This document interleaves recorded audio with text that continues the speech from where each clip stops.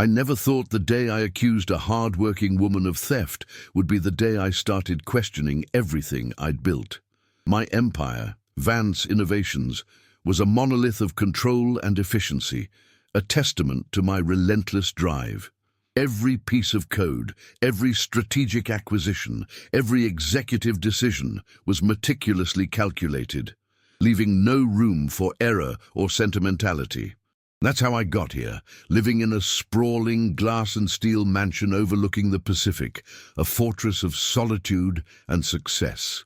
My mornings began at 4 a.m., a ritual of black coffee, market analysis, and a punishing workout in my private gym. The world was a series of problems to be solved, obstacles to be overcome, and people were either assets or liabilities. Maria Rodriguez, my housekeeper, was an asset, albeit an invisible one. She arrived promptly at 6, a shadow gliding through my pristine halls, restoring order to an already ordered existence. I barely registered her presence, beyond the faint scent of lemon polish and the occasional rustle of her cleaning cart. She was a silent, efficient cog in the flawless machinery of my life. That morning, however, the machinery stuttered. I was getting ready for an early video conference with my Singapore team, my mind already 5 steps ahead, when I reached for my grandfather's watch. It wasn't just a timepiece, it was a relic, a heavy, engraved pocket watch passed down through generations. My grandfather, a humble mechanic from Buffalo, had carried it through the Depression, a constant reminder of perseverance. It usually sat on my bedside table, a grounding presence amidst the digital chaos of my world. But it wasn't there. My jaw tightened. I swept my hand across the polished wood, ran my fingers through the folds of the duvet, checked the drawer. Nothing. A cold knot formed in my stomach, not just from the loss, but from the violation. This was my sanctuary, my impregnable fortress. How could something simply vanish? My gaze instinctively darted to the only other person who had regular access to my private quarters, Maria. She had cleaned my room the previous afternoon. The thought was a venomous whisper, immediately dismissed, then with a jolt reconsidered. Who else? My assistant, Brenda, was already buzzing on the intercom. "Mr. Vance, your 7 a.m. is on the line." I ignored her. My mind was a whirlwind of suspicion, a rapid-fire sequence of logic. Maria was always meticulous, almost eerily so. She knew my routines, my habits, where everything belonged. She also, I recalled Brenda mentioning, had recently asked for an advance on her pay, something about a medical bill for her sister. A detail I'd barely registered at the time, now replayed with sinister implications. My perfect system, my controlled environment, felt suddenly compromised. The cold rage that simmered beneath my carefully cultivated calm began to boil. I walked out of my bedroom, past the gleaming marble foyer, and found Maria in the living room, dusting a rare pre-Columbian vase with a delicate hand. Her back was to me, her posture slightly hunched, her movements slow and deliberate. She wore a simple blue uniform, her dark hair pulled back in a neat bun, a few silver strands catching the morning light. She seemed utterly absorbed in her task, oblivious to the storm gathering behind her. "Maria," I said, my voice sharp, cutting through the quiet hum of the mansion. She flinched, startled, dropping her dustcloth. It landed softly on the Persian rug. She turned, her eyes wide, her face a map of sudden apprehension. Her usually serene expression was replaced by a flicker of fear. "Mr. Vance," she murmured, her voice barely a whisper, an inflection that was polite, yet distant. I rarely spoke to her directly, preferring to communicate through Brenda. My personal space was sacred, and she was meant to be an invisible presence, not an interactive one. "My watch," I stated, not asking, not accusing, but demanding. "The gold one, from my bedside table. It's gone." Her eyes widened further, her gaze flickering to the empty space where the watch normally resided. She shook her head, a slow, almost imperceptible movement. I did not see it, sir. I cleaned the table, but it was not there." Her English was functional, accented, a detail I'd never given much thought to before, but now it felt like a barrier, a subtle otherness. I stared at her, my gaze unwavering, searching for a tell, a tremor, anything to confirm my growing suspicion. Her hands, calloused and strong from years of labor, clasped together in front of her, a gesture of quiet defense. A micro-trigger. I remembered a fleeting moment, days ago, where I'd caught her looking at a framed photo of my grandfather on my desk, a wistful, almost melancholic expression on her face. At the time, I'd dismissed it as idle curiosity. Now, it felt like reconnaissance. The idea that someone would betray the trust placed in them, especially within the sanctuary of my home, ignited a deep-seated anger. I had built everything I had from nothing, clawing my way up, always trusting my instincts. And my instincts were screaming. "Security," I commanded, pulling out my phone and dialing Brenda's direct line. "Have Maria report to the main office immediately, and tell Mr. Jenkins to review all footage from yesterday afternoon, specifically my bedroom." Maria's face paled, the last vestige of her composure crumbling. Her lips trembled as she began to protest. "But sir, I would never—" I cut her off with a dismissive wave. "That's enough, Maria. We'll find out the truth." The truth, I was convinced, was already staring me in the face. My normal world, where every problem had a logical solution and every variable was controlled, had been shattered by a perceived act of betrayal, and I was ready to bring the full weight of my power to bear. The cold satisfaction of having a clear target, a definitive enemy, momentarily eclipsed the sting of the loss itself. This was not just about a watch. It was about the absolute sanctity of my domain and the swift, unforgiving enforcement of its boundaries. The following hour was a blur of controlled chaos. Brenda, ever efficient, had Maria escorted to the security office, a windowless room deep in the mansion's basement, usually reserved for monitoring surveillance feeds and housing emergency equipment. Jenkins, my head of security, a former NYPD detective with a formidable build and an even more formidable stare, was already hunched over a bank of monitors, his fingers flying across a keyboard. I watched him, arms crossed, my jaw still tight. Maria's protestations, her quiet pleas of innocence, had echoed in my mind, but I'd pushed them aside, branding them as predictable lies. In my world, evidence, not emotion, ruled. And the evidence, circumstantial as it was, pointed directly to her. She was the only one. My grandfather's watch was more than just gold and intricate gears. It was a symbol of my origins, a reminder that I was not born into wealth, but had earned every cent. Its loss felt like a personal insult, a desecration of my hard-won legacy. I believed I had resolved the situation, or at least put it on the path to resolution, by isolating the suspect and initiating a formal investigation. Firing her was a foregone conclusion. It was a matter of principle. Anyone who breached the trust of my household, no matter how small their perceived transgression, could not remain. This was the first turn, the initial problem, my snap judgment, my decision to condemn based on probability rather than proof. I found myself pacing the opulent expanse of my home office, the silence now deafening. The Singapore call had been postponed, my focus irrevocably shifted. I caught my reflection in the vast panoramic window that stretched from floor to ceiling, revealing the glittering expanse of the city below. My face was etched with a familiar grim determination. I was a man who got things done, who faced problems head-on. This was no different. Brenda entered quietly, her face a mask of professional concern. "Mr. Vance, Mr. Jenkins has pulled the footage from your bedroom for the relevant time frame. He's ready for you." I nodded curtly and followed her down the winding staircase to the basement. The security office hummed with the quiet whir of servers and the low glow of screens. Jenkins motioned to a chair in front of the main monitor. "Everything from yesterday afternoon, sir, from the moment Maria entered your room to when she left for the day." I sat, my gaze fixed on the screen, A new kind of anticipation building. This was it. This would provide the undeniable proof I needed to justify my actions, to silence any lingering, inconvenient whispers of doubt. On screen, Maria moved with her usual methodical rhythm. She tidied, polished, made the bed with crisp, military precision. The footage was granular, the high-definition cameras capturing every minute detail, every shift in shadow.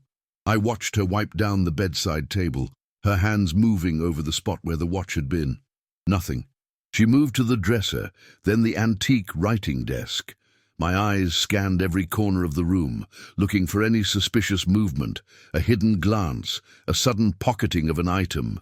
But there was nothing. Just the mundane, repetitive motions of a cleaner doing her job. A micro-trigger. I remembered Brenda's earlier comment about Maria's sister. "She's always worried about her sister, sir. Takes care of her whole family back in El Salvador, sends money every month." The words, though dismissed at the time, now surfaced, adding a subtle, unwanted layer of complexity to my initial assessment. A sense of desperation, perhaps, rather than outright malice. But desperation, I quickly reminded myself, was no excuse for theft. Jenkins fast-forwarded through stretches of footage where Maria was clearly outside the room. Then he resumed normal speed as she re-entered, this time to vacuum. The quiet hum of the machine filled the silent room.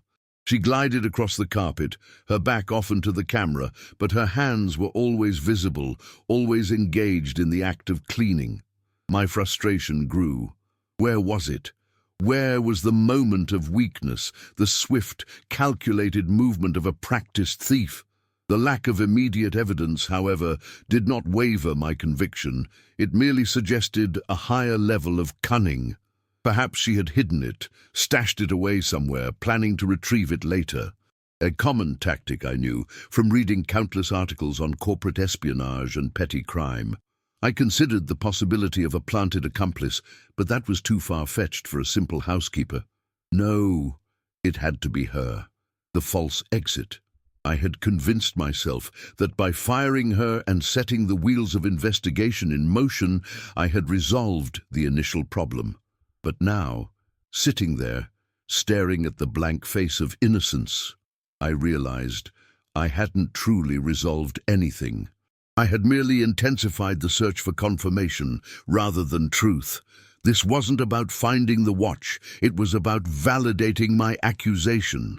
The clock on the monitor ticked slowly, the seconds stretching into an eternity. Jenkins paused the footage. "Sir, here's where she finishes the bedroom. She packs up her cart and exits." He pointed to the timestamp. "She doesn't re-enter the room after this point, according to the main hall camera." I leaned closer, scrutinizing every pixel. Maria, with her cart, a small, worn handbag hanging from its handle, turned and walked out of the frame. Her head was slightly bowed. There was no furtive glance, no hurried movement, just the quiet dignity of someone concluding their day's work. I felt a prickle of unease, not guilt, not yet, but an uncomfortable sense of anticlimax. No smoking gun, nothing obvious. "Rewind," I commanded, my voice flat.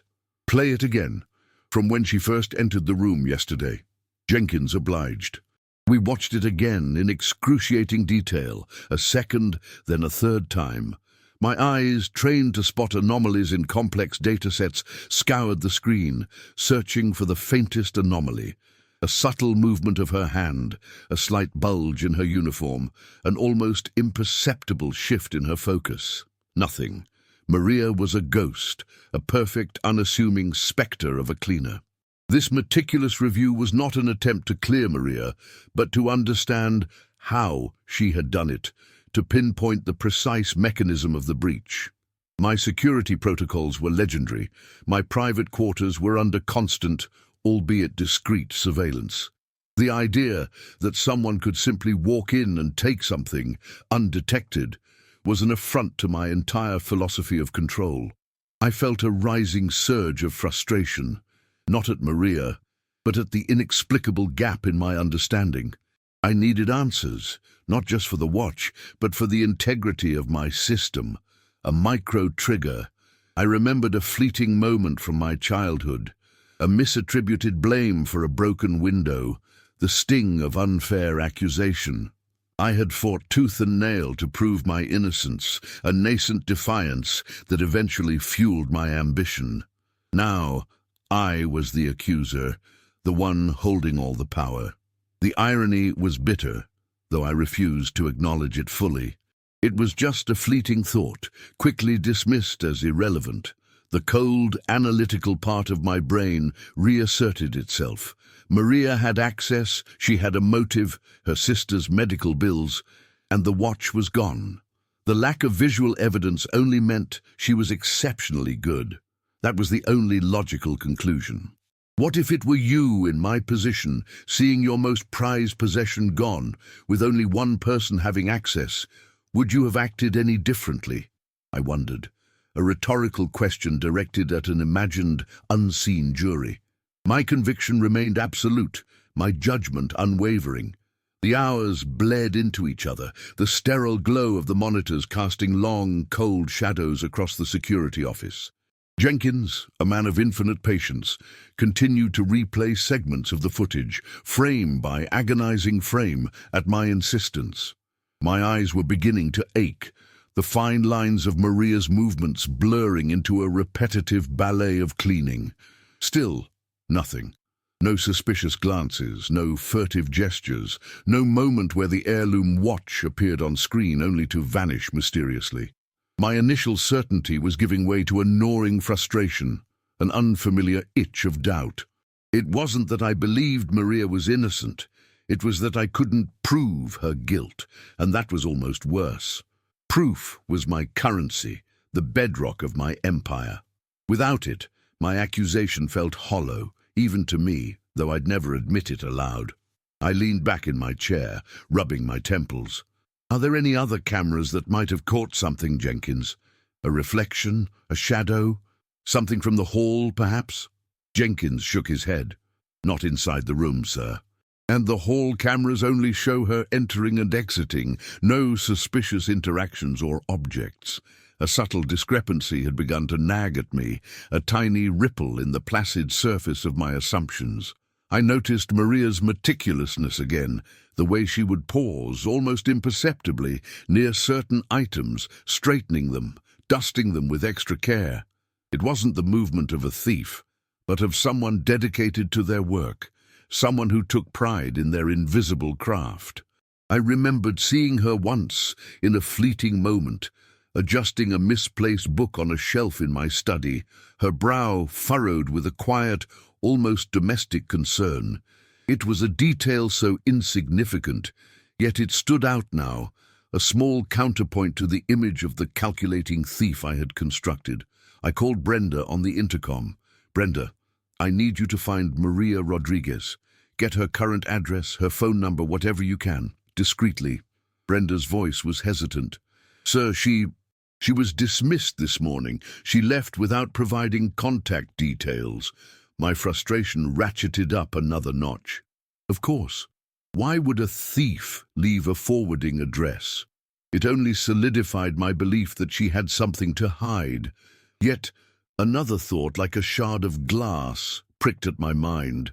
How quickly she had been discarded, a human being rendered disposable with a single, unproven accusation. The resolution I thought I had achieved by dismissing Maria now felt incomplete, leaving a bitter taste. The watch was still gone, and the lack of concrete evidence gnawed at my sense of justice.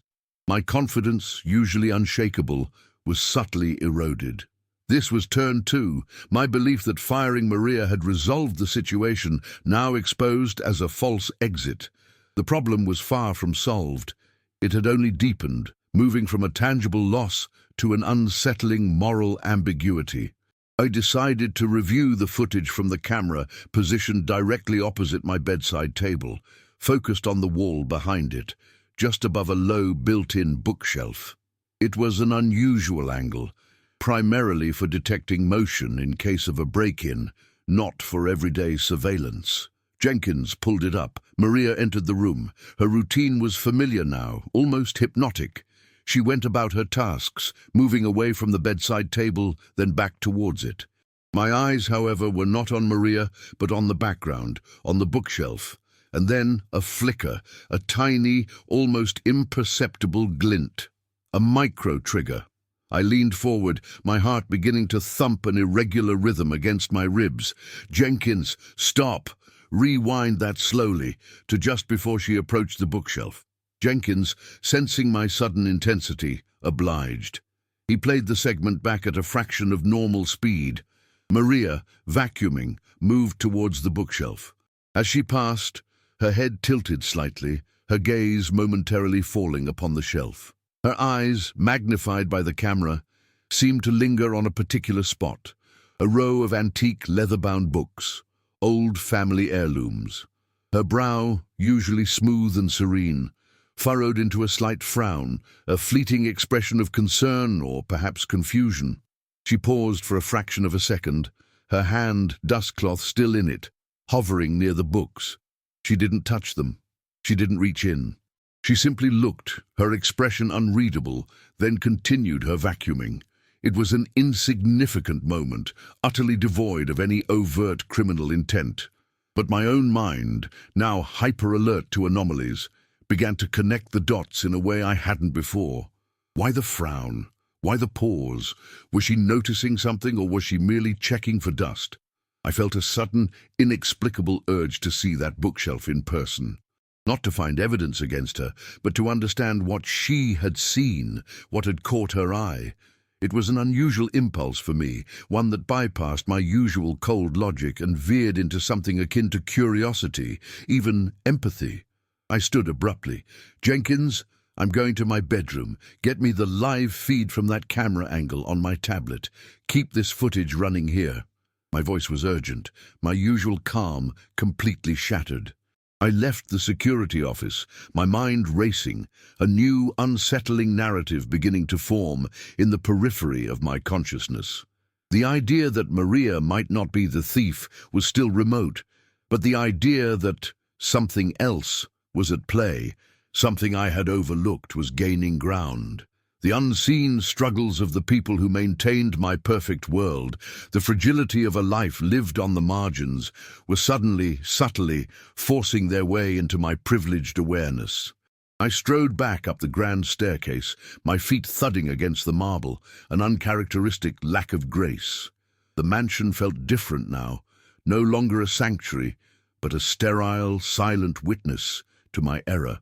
The air, usually crisp and recycled, felt heavy, thick with unspoken judgment. I rushed into my bedroom, my eyes immediately darting to the low, built-in bookshelf that sat beneath the panoramic window. It was a collection of inherited first editions, ancient tomes with brittle pages and cracked leather bindings, most of them never opened. My grandfather's watch, I now remembered, had belonged to his grandfather, a man I barely knew. I approached the shelf, my gaze falling on the exact spot Maria had paused, the area where her brow had furrowed. A row of particularly heavy, dark green, leather-bound books. I pulled one out, then another, and then I saw it. Tucked snugly inside a hollowed-out section of an old copy of Moby Dick, a book I had always intended to read, but never had, sat my grandfather's gold pocket watch. It wasn't a theft. It was my own carelessness. My hand trembled as I lifted the watch, the cool metal a sudden heavy weight in my palm. A wave of nauseating realization washed over me, cold and unforgiving. The cameras hadn't revealed a thief. They had revealed my own profound blindness, my own arrogance, my own thoughtless act. I stood there, utterly paralyzed, the watch gleaming innocently in my hand. The truth, in all its devastating simplicity, had come to light, twisting the narrative with brutal force. This was turn 3. The truth had emerged, and roles were utterly reversed. I was the guilty one, the careless master, and Maria, the accused, was the victim of my precipitous judgment. The meticulous cleaner, the invisible asset, had been watching me, had likely seen me absently place the watch there, or perhaps had noticed it when I had forgotten it. Her pause, her frown, It wasn't the look of a thief plotting her next move, but of someone observing, processing, perhaps even contemplating how to address my sloppiness without overstepping her boundaries. The shame was a physical sensation, tightening around my throat, constricting my breath. All my assumptions, all my logical deductions, all my self-righteous anger had been built on a foundation of sand, collapsing in an instant. I remembered the fleeting moment from the footage where Maria's hand had hovered near the bookshelf. She hadn't reached inside. She hadn't taken it. She had respected my space, my property, even as I, in my blindness, had so utterly disrespected her. The injustice I had inflicted, the accusation, the dismissal, the humiliation, it all crashed down on me with the force of a tidal wave.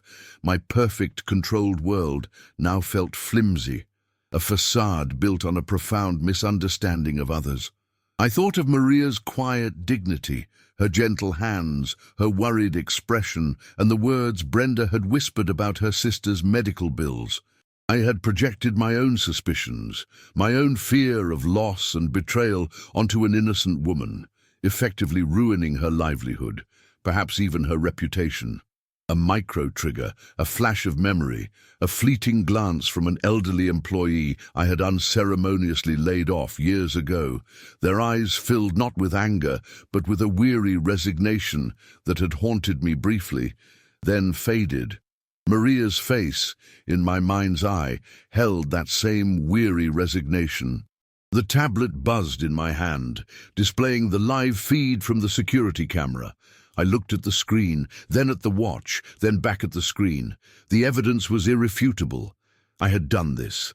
My mind, usually sharp and decisive, was reeling, struggling to process the enormity of my error.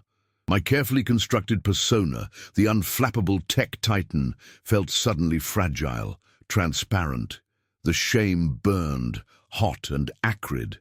I felt a desperate urge to undo it all, to rewind time, to erase the words, the accusation, the dismissal. But I couldn't. The consequences of my snap judgment were real, impacting a real person, a woman who likely depended on this job to support her family. You also ever lost someone due to your pride, to a moment of blind, self-assured judgment? The question echoed in my mind, not as a challenge from an external observer, but as a chilling indictment from within. The cold, sterile logic that had governed my life now seemed utterly inadequate, a blunt instrument in a world requiring nuance and compassion. I had seen Maria as a function, not a human being. And that, I realized with a fresh wave of nausea, was the true theft. Not of a watch, but of her dignity, her livelihood, and my own rapidly crumbling sense of self. The watch felt heavier than before, a leaden weight in my palm, a tangible symbol of my profound error. My head spun with the magnitude of my mistake, the casual cruelty of my accusation. I, Arthur Vance, the man who prided himself on absolute control and unwavering logic, had been utterly, spectacularly wrong. The cameras hadn't revealed a thief. They had revealed me, the blind billionaire, consumed by my own self-importance and detached from the lives of those who kept my world running smoothly. This was turn 4, the brutal, undeniable realization of my own flaw. My arrogance wasn't just an unpleasant personality trait. It was a destructive force, capable of shattering lives with a single, unverified word. The internal conflict was immediate and agonizing. Do I admit this? Do I confess my error not just to myself, but to Maria, to my staff, to a world that knew me as infallible? Or do I find a way to quietly rectify the situation, perhaps offer a generous severance, and let her disappear back into the anonymity from which she came, preserving my flawless public image? My wealth, which I had always seen as a shield, suddenly felt like a cage, isolating me from the very humanity I had so carelessly trampled. The dilemma clawed at me.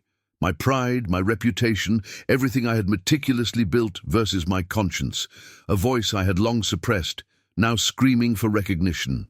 The choice was not logical. It was raw, emotional, almost primal.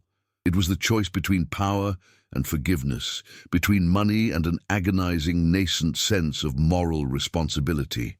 I pictured Maria's face again, her wide, apprehensive eyes, the tremor in her lips as she'd tried to protest her innocence. The memory stung, sharper than any business defeat I had ever endured. I thought of her sister's medical bills, her family in El Salvador, the tenuous thread of her livelihood I had so cavalierly snapped. What was her life like now? Had she already found another job, or was she struggling, burdened by an undeserved stigma? The thought was unbearable. I found myself pacing my bedroom, the plush carpet silent beneath my frantic steps. My empire, built on precise calculations and ruthless efficiency, suddenly seemed like a house of cards. What was the point of all this luxury, all this power, if it rendered me incapable of basic human decency? A micro-trigger. I remembered my grandfather, the original owner of the watch, a man of simple means but immense integrity. He had always emphasized humility, telling me stories of shared hardship during the Depression, of neighbors helping neighbors. "Your true wealth, Arthur," he'd once said, his voice raspy with age, "is not in what you own, but in how you treat those who have nothing." His words, long forgotten amidst my relentless ascent, now resonated with devastating clarity. I was a billionaire in possessions, but emotionally bankrupt. The solitude that often accompanied my success suddenly felt crushing, not empowering. There was no one to confide in, no one to share this excruciating burden of guilt. My empire was a gilded cage, and I was its sole prisoner. The idea of calling Maria, of facing her, filled me with a terror far greater than any hostile takeover bid. Admitting I was wrong, that I had been blinded by my own prejudice and privilege, felt like tearing down a wall I had spent a lifetime constructing. But the alternative, living with the knowledge of what I had done, letting her suffer for my mistake, was equally unbearable. It was a choice that would define me, not as the ruthless tech magnate, but as a man grappling with his own fallibility.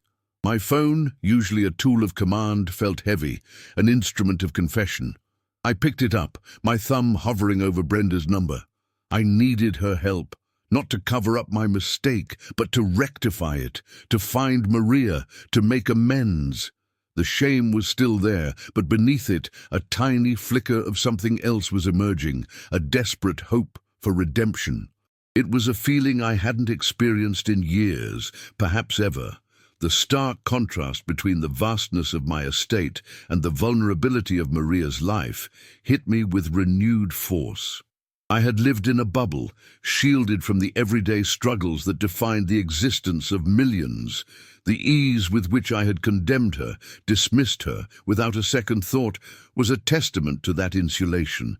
This was not just about a watch. It was about tearing down the walls of my own ignorance, brick by painful brick. The choice, when it finally came, wasn't a sudden epiphany, but a slow, grinding surrender. My pride, formidable as it was, could not withstand the suffocating weight of my conscience. I had to face Maria. I had to admit my error. I had to seek her forgiveness.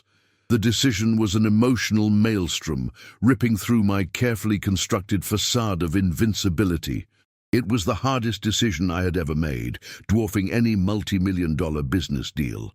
I called Brenda, my voice hoarse, devoid of its usual crisp authority. "Brenda, find Maria Rodriguez. Spare no expense. Use every resource. I need to speak with her, immediately." Brenda, accustomed to my cryptic demands, simply replied, "Yes, Mr. Vance." I knew she wouldn't ask questions. She would just get it done. My pursuit of Maria wasn't just about rectifying a mistake.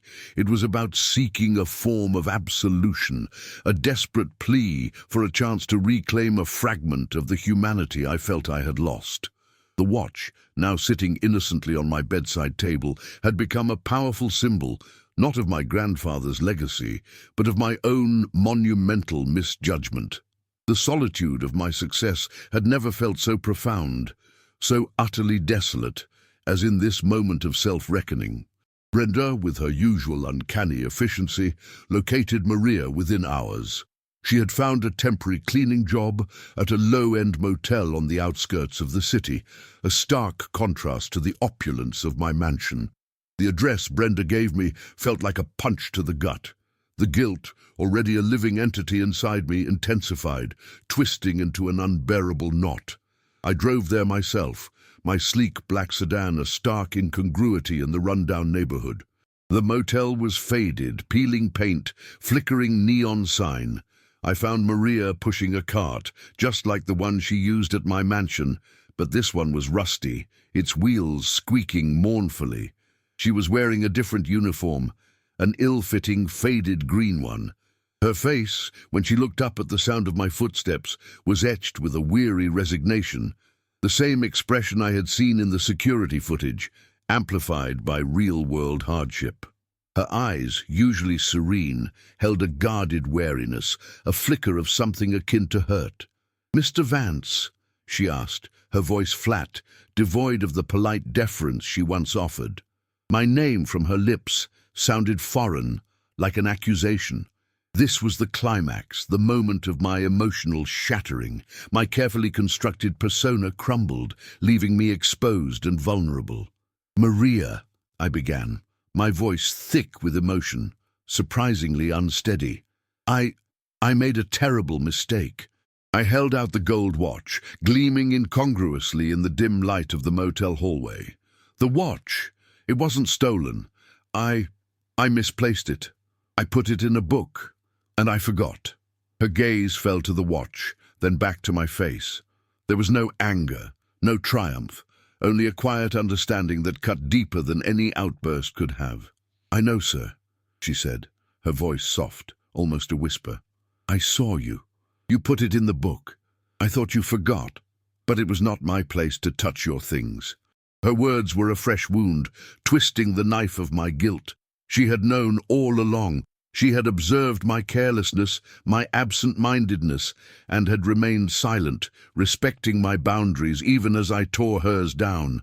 "I fired you, Maria," I confessed, the words tasting like ash in my mouth. "I accused you. I destroyed your job, your livelihood. I'm so profoundly sorry." I looked away, unable to meet her gaze, the shame overwhelming me. I, Arthur Vance, the powerful, infallible billionaire, was begging for forgiveness from the woman I had so unjustly wronged.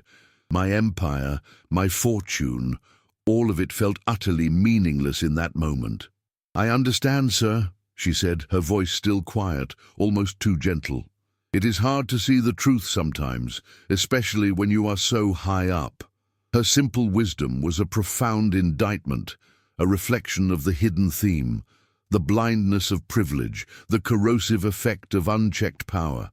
I offered her everything, her job back, with a significant raise, compensation for her lost wages, for the humiliation, for her sister's medical bills, for anything she needed. "No, sir," she replied, her gaze steady now, unwavering. "I cannot take your charity." Her refusal, delivered with such quiet dignity, was another blow, proving her integrity in a way money never could. "But what will you do?" I stammered, genuinely confused by her refusal to accept the path of least resistance. "I will find work, Mr. Vance," she said, a faint, sad smile on her lips. "I always do. But I cannot work for someone who does not see me." Her words resonated, a devastating echo of my own failure. She was right. I hadn't seen her. I had merely seen a function, a stereotype, a potential problem. This was turn 5. Justice was done, in a way. She was cleared, her integrity confirmed. But the emotional loss for me was immeasurable. I had lost more than just a watch. I had lost my carefully constructed worldview, my sense of unassailable rightness. The price of my redemption was the shattering of my own arrogance, the humbling realization of my own fallibility. I finally met her gaze, and for the first time, I truly saw her. Not as a housekeeper, not as a suspect, but as Maria, a woman of strength, resilience, and quiet grace. "Maria," I said, my voice barely a whisper, "I want to help you. Not as charity, but as restitution, as a debt of honor. Let me invest in you, in your future, in your family. She looked at me, a long, searching gaze, and then slowly a different smile touched her lips, one tinged with compassion, perhaps even a hint of forgiveness. What would you have done if you were in my shoes then, or in Maria's now? I wondered, the question burning in my mind. She looked at me, a faint, sad smile on her lips, and for the first time I understood what I had truly lost.